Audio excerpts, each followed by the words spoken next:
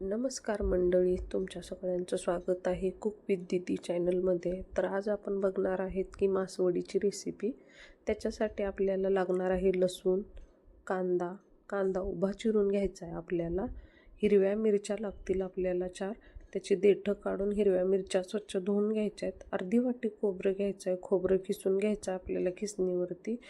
आणि मग आपल्याला त्याच्यानंतर खलबत्त्यामध्ये 4 हिरव्या मिरच्या आणि लसूणाच्या पाकळ्या कुटून घ्यायच्या आहेत. जरा ओबडधोबड असेल तरी चालून जातील. एक पॅन घ्यायचा आहे, त्याच्यामध्ये खडे मसाले घालायचे आहेत. दालचिनी, लवंग, काळी मिरी आणि जिरेपूड, बडीशेप, धने हे सर्व साहित्य आणि तीळही घालायचे आहेत त्याच्यात. हे सर्व भाजून घ्यायचं आहे. वेगळं वेगळं भाजून घ्या किंवा एकत्र भाजून घ्या. त्याच्यामध्ये नंतर आपल्याला कांदा घालायचा आहे, अर्धा चिरून घेतलेला उभा, लसणाच्या पाकळ्या आणि 2 हिरव्या मिरच्या. हे सर्व साहित्य छान भाजून घ्यायचं आहे. मिक्सरच्या भांड्यामध्ये सर्व कोरडे साहित्य आहे ते आपल्याला वाटून घ्यायचे आहे. खडे मसाले आणि आता इथं बघू शकता तुम्ही, माझं खोबरं राहून गेलं होतं भाजून घ्यायचं, ते मी भाजून घेतलं आणि त्याच्यानंतर मिक्सरच्या भांड्यात घालून ते कुटूनसुद्धा घेतलं. कुटून घेतल्याच्या नंतर एका प्लेटमध्ये आपल्याला हे सर्व खडे मसाले, खोबरं आणि आपले जे पण आहे ते कांदा वगैरे भाजून घेतला होता हे सर्व घालायचं आहे. त्याच्यामध्ये आपल्याला आता काही मसाले घालायचे आहेत. आपले रोजचे मसाले घालायचे आहेत. हळद घालायचे सर्वात अगोदर. त्याच्यात आपल्याला हळद घातल्याच्या नंतर जिरेपूड घालायचे, जिरेपूड, धनेपूड, मीठ चवीपुरतं. आणि आता आपण इथं हिरव्या मिरच्या पण घेतल्या होत्या, त्याच्यामुळे लाल तिखट अगदी आपल्या बेताने घालायचं आहे. लागेल तसं, कोणाला तिखट कसं लागतं आहे त्याच्याप्रमाणे. आणि हे सर्व साहित्य आपल्याला एकत्र करून घ्यायचं आहे, एकजीव करून घ्यायचं आहे ते मस्त, जेणेकरून हाच मसाला आपण मासवडीच्या आतमध्ये भरणार आहेत.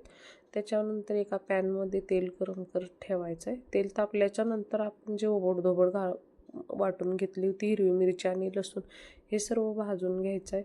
आता ह्याच्यामध्ये आपल्याला टाकायचं आहे हळद, जिरेपूड आणि धनेपूड आणि चवीपुरते मीठ घालून घ्यायचं आहे. इथं आपल्याला मीठ घातल्याच्या नंतर हे सर्व एकत्र करून झाल्याच्या नंतर इथे आता आपल्याला पाणी घालायचं आहे. आता साधारण आपण 2 वाटी बेसन घेणार असेल तर आपण इथे 1 ग्लास पाणी, 1 ते 1.5 ग्लास पाणी घालू शकता. तेवढं मिश्रण बसवून जाईल. हे घातल्याच्या नंतर गॅस अगदी मीडियम फ्लेमवर ठेवून पाण्याला उकड काढून घ्यायची आहे. त्याच्यानंतर बेसनपीठ घ्यायचं आहे. बेसनपीठ चाळून घ्यायचं आहे, जेणेकरून त्याच्यात गुठळ्या नाही राहिल्या पाहिजे. आणि हे सर्व मिश्रण टाकत असतानाच आपल्याला ते हलवून घ्यायचं आहे. हलवून झाल्याच्या नंतर एकदम मस्त असं हलवत राहायचं आहे त्याला, त्याच्यात गुठळ्या नाही झाल्या पाहिजे.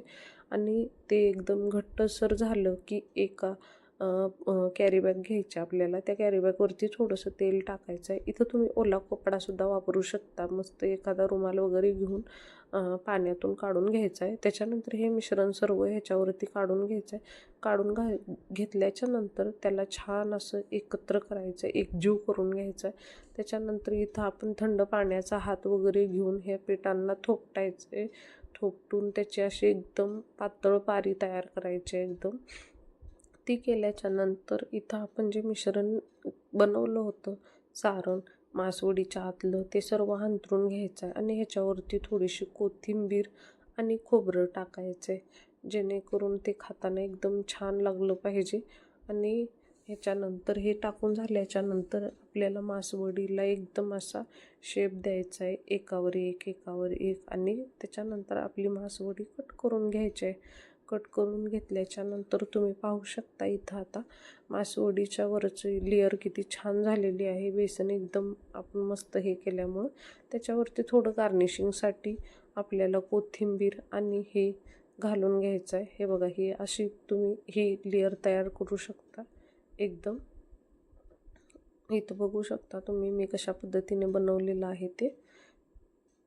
त्याच्यानंतर आता इथं सुंदर अशी मासवडी तयार